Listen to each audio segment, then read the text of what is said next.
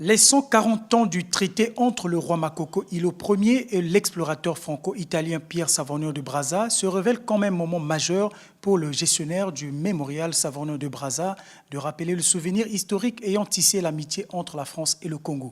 Sans le traité Brazza-Makoko, notre ville capitale ne serait certainement pas devenue une agglomération témoin de l'histoire, puis une cité verdoyante avec une population multiculturelle, puis une capitale refuge d'une France occupée, puis enfin une ville plus que centenaire.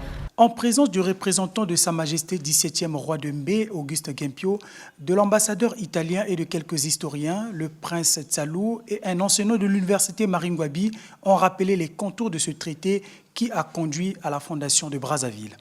Les deux amis se sont retrouvés.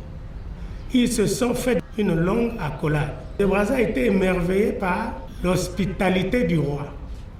Et ça lui a donné un moral tel que celui de quelqu'un qui vient de faire une grande découverte. Et il a signé des traités d'installation de la fondation de Brazzaville. Il est reconnu que deux traités ont été signés entre l'explorateur français et le roi des Téké. Du 10 septembre 1880, signé Ambé Ndouo, le traité du 3 octobre 1880.